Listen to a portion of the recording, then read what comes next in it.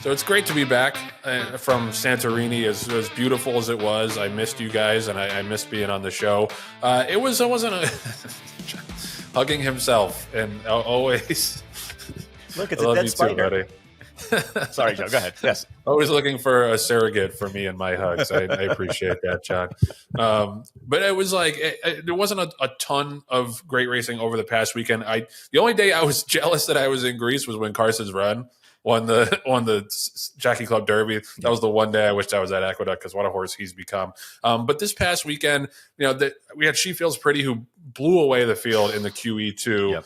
Super nice horse, and she had failed it a couple times at odds on since that big race in the Hilltop to start the season.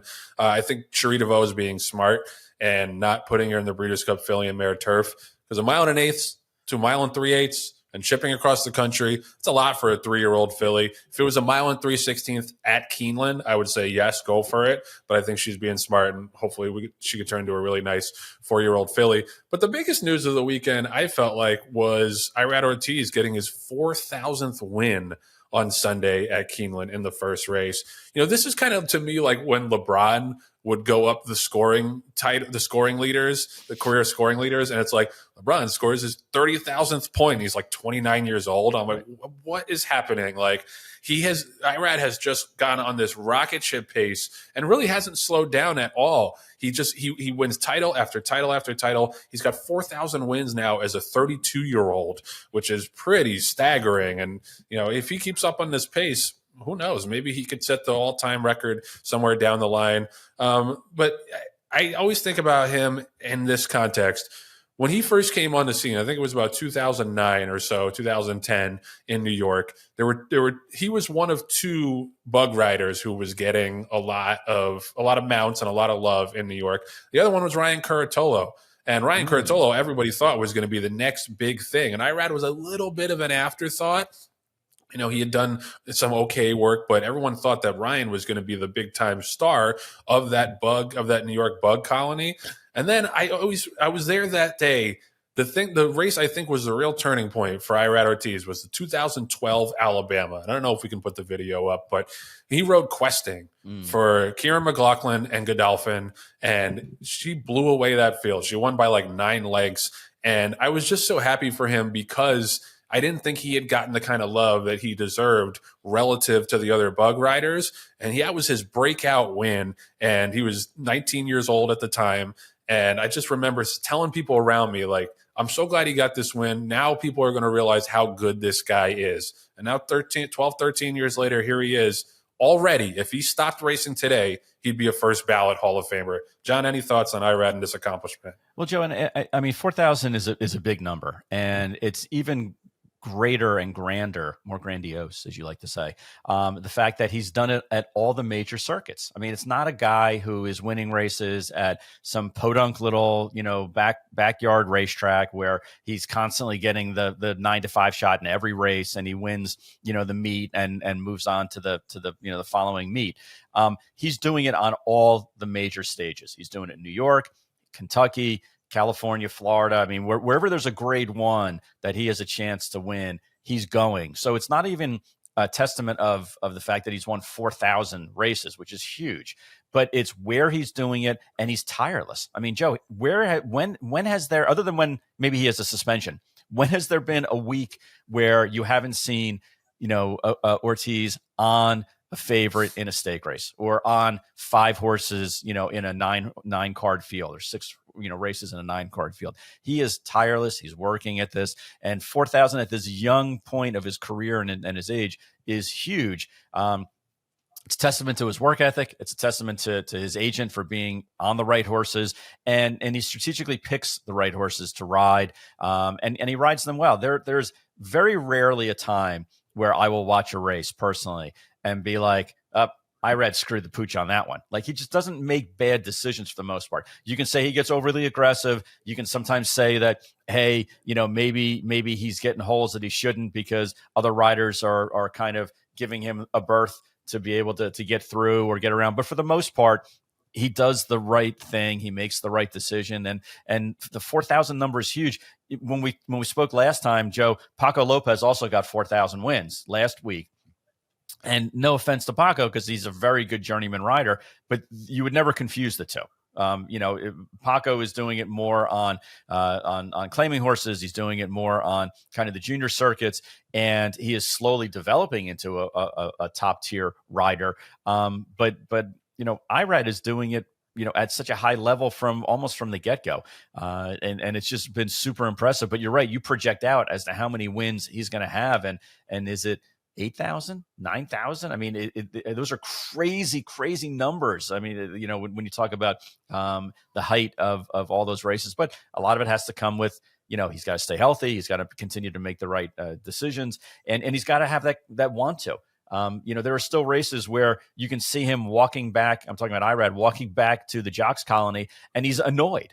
And when you lose that fire, when you're like, I didn't win, but I got another one coming up, that's when you have to kind of take a step back. He has not lost that fire. He is not away from, being pissed off when he doesn't get a win. And I think that burning desire is what keeps him going.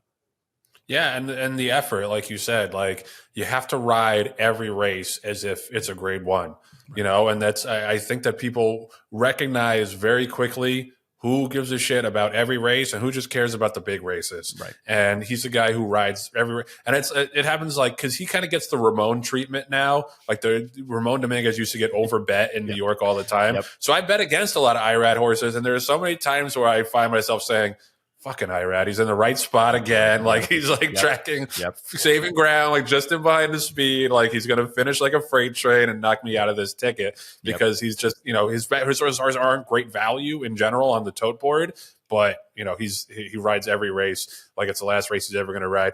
Russell Bays is the all-time winningest rider. I don't know if he's quite going to get to Russell Bays, who's got 12,842 wins. Crazy. So, that is crazy. I don't know if he's going to quite get there, but who knows? If he rides in his like 50s and 60s, like you said, he's got to stay healthy. Right. But he's got the best shot of anybody to reel him in, even if it seems like an unbreakable record.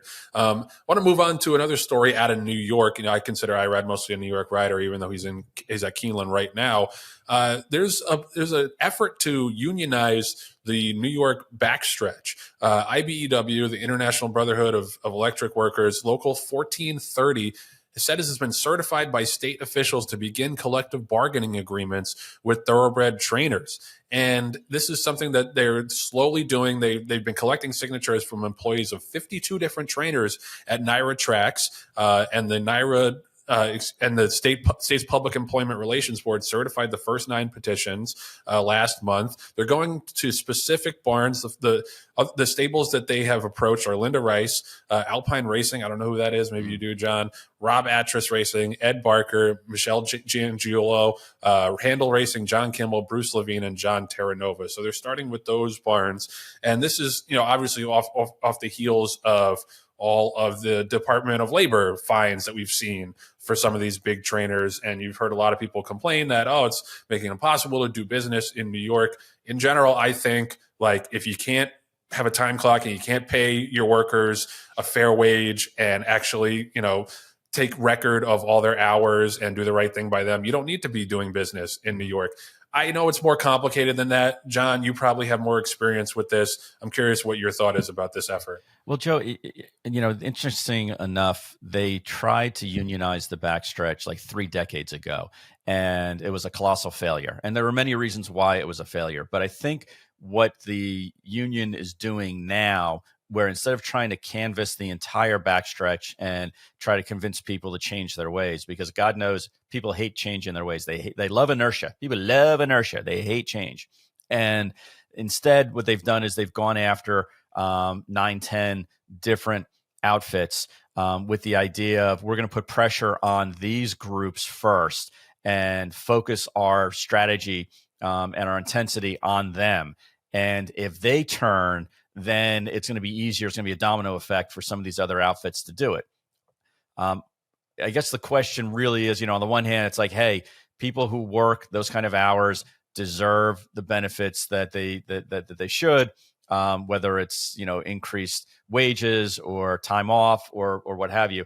It is not a 9 to 5 job, as we all know.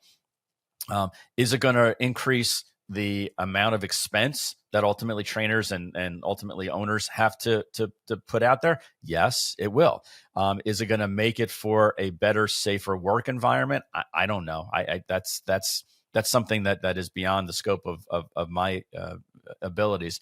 But Linda Rice said it best in the article, and I'm not quoting her directly, but basically she was like, look, Department of Labor came in and they made us put up time clocks. And was it a pain in the ass? Yeah, but it's the course of doing business. And if we had a fast food restaurant or we had any other kind of business with hourly wages, they have time clocks. And it turns out that it was better because now I know exactly who's there, who's not, whether or not they're really pulling their weight, et cetera. So she spun it into a positive.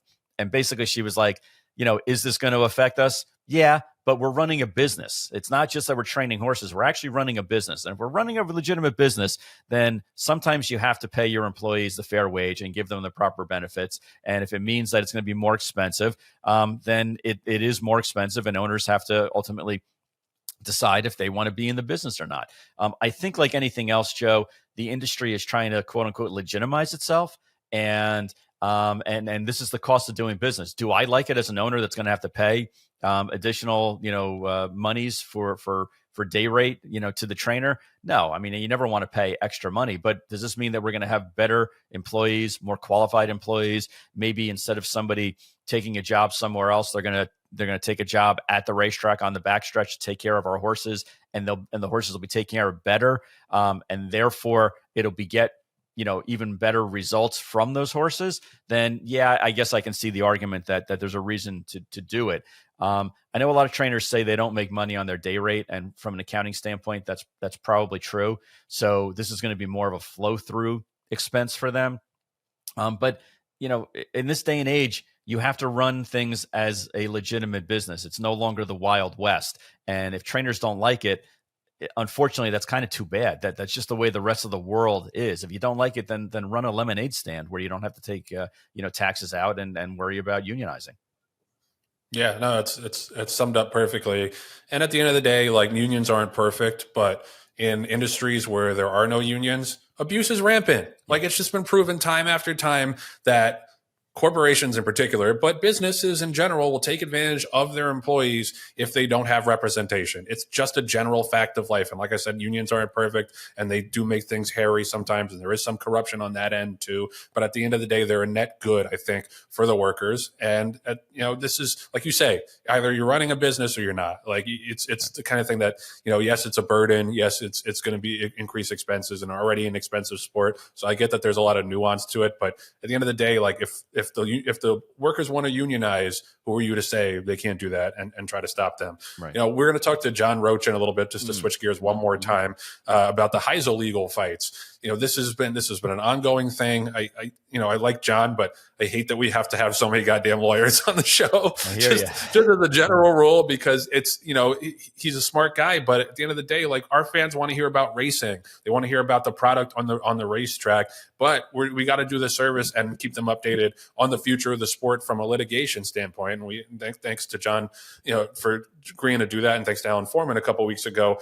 Before we get to that, I kind of just want to talk about what happens if HISA is declared unconstitutional by the Supreme Court. So we're on the clock now. The Supreme Court new term has started. They're expected to issue their decisions in June. So that's about eight months away, if I'm doing the math correctly. And, what I don't want is, if that happens, and I'm not bullish considering this Supreme Court, I don't want this to, all the progress that's been made in the last couple of years, to disintegrate into dust.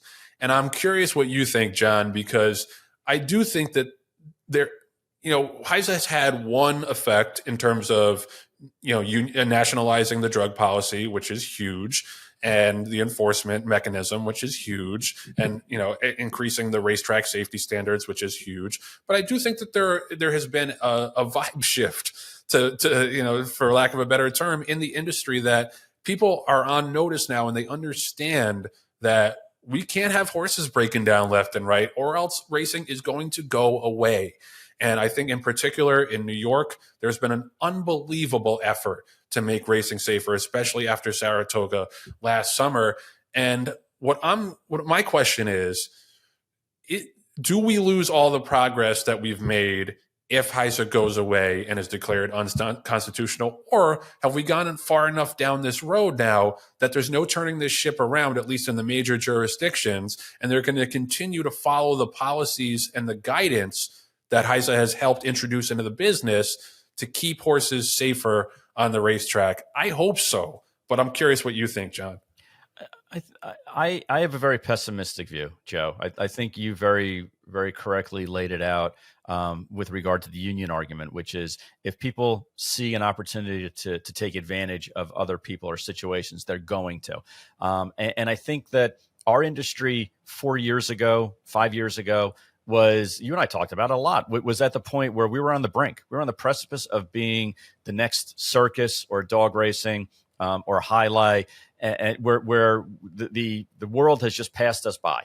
And part of the thing that people kept banging the table about was the rest of the world doesn't have we don't have credibility in the industry in the rest of the world. People don't believe that what we're putting out there is a viable sport and is something that that they are willing to wager on or follow, because bad apples are taking advantage left and right of the industry. And if you look at it back then, that was true. I mean, it really came to a head, with Jason Service and Jorge Navarro. It came to a head with some of the other testings that were coming out as far as horses that were coming up as positive, with injuries and fatalities on the increase. And basically, we needed to have an adult in the room, and that's what begot us HISA. Now, and like you said, HISA's had phenomenal results, especially in comparison to the non-HISA jurisdictions. Here's the problem in my eyes. Problem is that I think what's going to happen is if the Supreme Court rules that HISA is unconstitutional, there was such a huge amount of resources that were put into trying to get HISA up and moving, and those political backers aren't in power anymore. So if HISA's gone, then, I know people on the opposite side are saying, well, we'll just implement our own set of rules, national set of rules like we've been talking about. But it's like there's no momentum for it anymore. And the government, I think, is going to look and say, we've given you guys opportunity to be adults in the room, and we've funded it, and we've given you all the resources possible to try to make this happen. And all you did was shoot yourself in the foot again. You know what, guys? We're not backing it anymore, because the general population has no appetite for it. Bettors aren't interested anymore for a lot of reasons, including the pool, the computer manipulation. Wagering, pool manipulation. Now we're going to go back to our horses, being assisted chemically or not, and it's just it's going to be the house of cards that we were based on 5 years ago, but now we don't have any backing, and there's no adult in the room, and it's going to take years before the next set of rules, if there are uniform rules that come about, to get into place. And Joe, I just don't think that the industry can handle it. I don't want to sound like a do or dier, but to me, it's like either HISA works or we don't have an industry anymore. And I think it's that simple. That's not the answer I was looking for, but I can't argue. I'd argue if I could. I do think that there are some wheels in motion. Like I think in New York and California in particular, I want to shout out California because they've been a shining example of what to do to make racing safer. And that's another topic for another day. Like if we lose California racing, we lose a ton, but we also lose the jurisdiction that's doing the best work on the safety front. And that'd be another huge blow to the industry at large. So yeah, I do think that there are some wheels in motion, that certain jurisdictions and certain racetracks are going to try to continue that progress. But I agree. Like I just think that there's too much incentive for people to do the wrong thing in this business unless they're forced not to. And I think that's it's a mindset that I don't think is going to completely go away. And Yeah, the idea that the HBPA, like if HISA goes away, is going to try to pass this like national reform, like come on. You had how many years to do that before HISA came around? It was like, I always say this, but it reminds me of like when Obamacare was passed. And they spent so much time trying to repeal Obamacare that everybody reasonably started asking, so what's your alternative? Right. And they slapped together some like bullshit plan that was like pseudo Obamacare. And it was like, well, where was this plan all along? Right. If you really wanted to fix the healthcare system, if you really wanted to fix racing's drug problem, where was this plan? So the idea that if HISA goes away, this other thing is going to step in and basically do the same job, that part is highly unlikely to me. But we'll talk to John about it and see where he thinks we're at, and cross our fingers that we continue down a progressive path in this business.